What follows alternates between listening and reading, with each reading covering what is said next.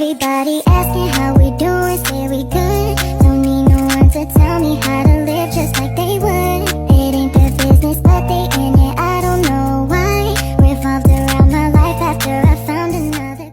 Assalamualaikum warahmatullahi wabarakatuh. Nama saya Ayu Lutfia, saya mahasiswa dari RPL Angkatan Ketiga, Sarjana Keperawatan, Sekolah Tinggi Ilmu Kesehatan Kota Sukabumi.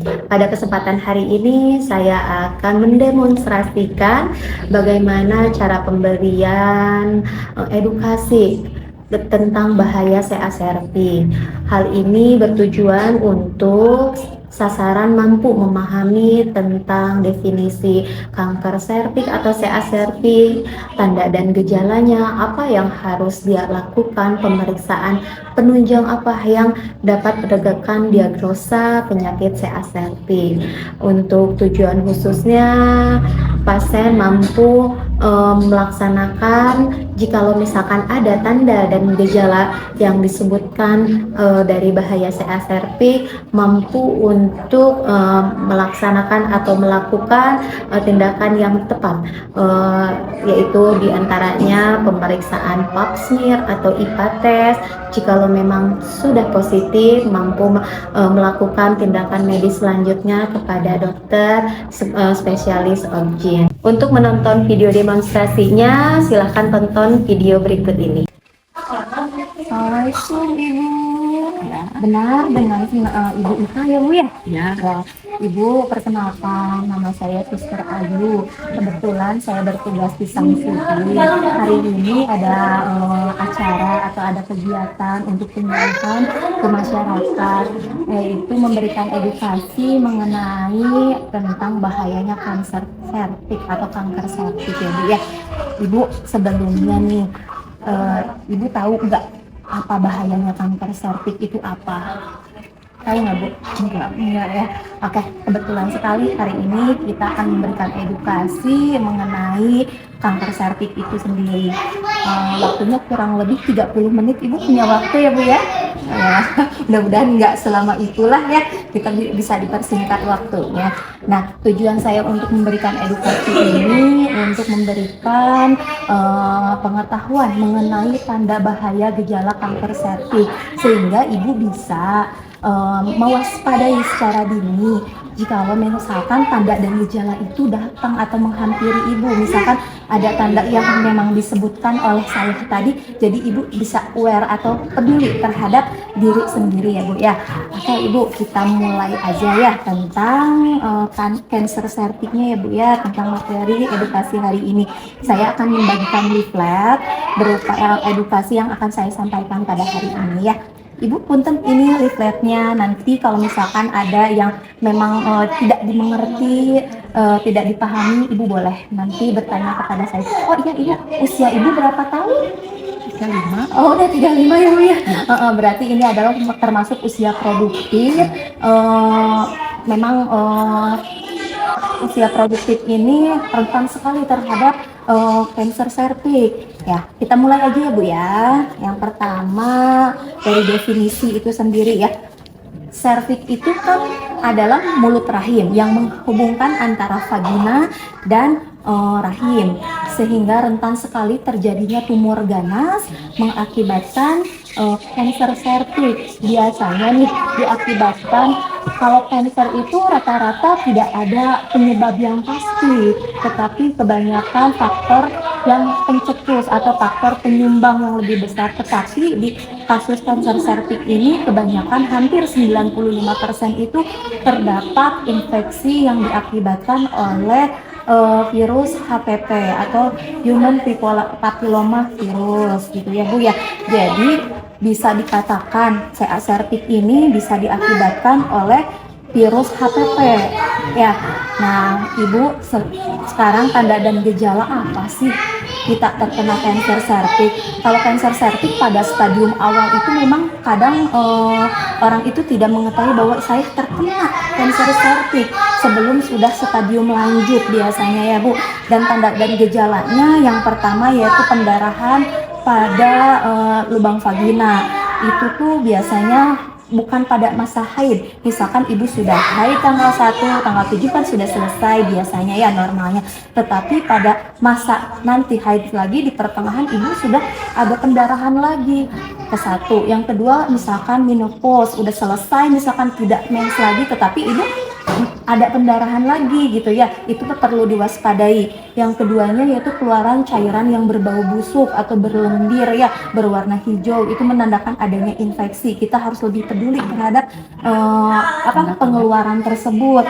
Yang selanjutnya yaitu adanya nyeri panggul hebat di daerah panggul. Ini terjadinya adanya infeksi panggul ya, menandakan kita harus aware hawatos gitu ya Bu, ada tanda dan gejala dari kanker serviks itu. Selanjutnya ketika berhubungan suami istri, ibu terasa sakit sekali. Biasanya itu juga harus diwaspadai. Nah, biasanya tanda dan gejala itu muncul ketika berulang gitu Bu. Kenapa ya? Jadi ibu tuh harus aware terhadap diri sendiri, peduli, langsung periksakan diri ke tempat kesehatan. Nah, apa sih yang harus ibu lakukan? Nah, kan tadi udah ya pengertiannya, yaitu definisi dari kanker serviks itu terjadinya tumor ganas di saluran mulut rahim. Yang keduanya tanda dan gejalanya yaitu pendarahan, adanya keluaran cairan yang berbau, nyeri panggul, nyeri pada saat berhubungan. Dan selanjutnya yaitu apa sih yang harus ibu lakukan? Tetap tenang tentunya ya. Yang keduanya harus tetap diobservasi. Nah, kadang kan kalau nyeri pada awal, ini mungkin lagi apa gitu, ada infeksi apa, nggak langsung ke kanker kan ya mikirnya gitu. Tetapi ketika gejala itu berulang, seharusnya ibu harus cepat diperiksa ke petugas kesehatan. Nah, setelah itu apa sih pemeriksaan apa yang perlu dilakukan oleh ibu? Untuk pemeriksaan pada kanker serviks biasanya kita melakukan pap smear atau IPA test ya. Ya, selanjutnya apa sih pencegahan untuk agar tidak terjadinya kanker serviks itu ya Bu ya? Yang pertama tentunya ibu harus mengkonsumsi makanan yang kaya serat, vitamin, sayur dan buah ya Bu pada intinya ya. Terus tidak berganti pasangan ya. Terus tidak melakukan hubungan seksual di bawah usia 20 tahun dan melakukan tindakan vaksin HPV itu. Nah, ibu ada yang ditanyakan nggak sebelumnya? Materinya ya cukup memusingkan ya Bu. Kalau gatal-gatal mah enggak ya? Kalau gatal-gatal sih kecenderungan adanya infeksi jamur di daerah vagina, dan itu kalau misalkan memang mengganggu sampai keluaran lendir, ibu misalkan gatal-gatalnya memang tidak tertangani dengan obat yang memang topikal yang memang dianjurkan oleh petugas kesehatan, ibu bisa melakukan tes pap smear. Memang hal itu bisa dilakukan secara berkala untuk menentukan ya hawatos gitu ya Bu, menjaga lebih baik daripada mengobati pada intinya gitu sih Bu. Tapi kalau gatal-gatal di daerah luar memang enggak, bukan ya? Enggak sih, kalau ibu itu lebih kepada higienitas aja, harus cepat ganti celana dalam, terus udah gitu jangan dalam kondisi lembab, dan kemungkinan jangan terlalu menggunakan cairan pembersih sabun vagina. Jangan, kan itu akan meningkatkan kelembapan pada daerah vagina itu sendiri ya Bu ya. Terus apa Bu, ada yang ditanyain lagi nggak? Udah sih yang saya rasa karena cuma Gatal-gatal aja ya, berarti memang higienitas ibu yang harus lebih ditingkatkan. Oke Ibu, nanti misalkan untuk selanjutnya ada edukasi lagi dari rumah sakit, nggak apa-apa ya Bu, saya berkunjung lagi ke rumah Ibu. Ya siap, mudah-mudahan jadi manfaat informasi yang saya berikan. Ibu bisa memberi informasi kembali kepada tetangga atau saudara, peduli terhadap diri sendiri. Misalkan ada tanda dan gejala yang saya sebutkan tadi, lebih baik ibu cepat melakukan tes pap smear di tempat-tempat kesehatan ya Bu ya. Kalau vaksin HPV itu apa Bu? vaksin HPV itu untuk pencegahan, bukan pengobatan. Kalau vaksin HPV itu untuk pencegahan terjadinya SRPs. Oh, jadi Ya. sebelum terjadi. Iya, itu sebelum terjadi ya, pencegahan awal biasanya ya. Banyak sih jenisnya ya, ada Gardasil, terus ada vaksin jenis HPV yang lain yang memang direkomendasikan untuk pencegahan pada terjadinya kanker cervix. Kalau vaksin itu teh dari umur berapa?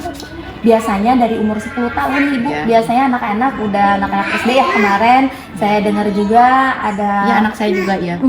di vaksin HPV. Ya. Itu fungsinya itu untuk mencegah terjadinya kanker cervix di masa yang akan datang. Mudah-mudahan ya Bu. Itu sampai umur berapa? Biasanya sih paling efektif itu usia 10 tahun, tapi untuk usia di atas 20 tahun ke atas atau usia-usia yang memang sudah produktif seperti Ibu memang kurang efektif untuk pencegahan vaksin tersebut. Berapa kali itu teh? Biasanya sih dokter yang lebih tahu ya untuk berapa kalinya dan indikasinya, jenis vaksin apa, jenis vaksin HPV apa yang harus diberikan kepada ibu yang memang sedang produktif gitu, maksudnya di usia ibu ini gitu ya Bu.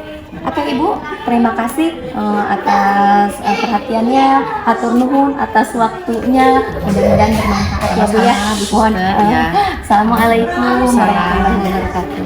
Everybody asking how we doing, say we good. Don't need no one to tell me how to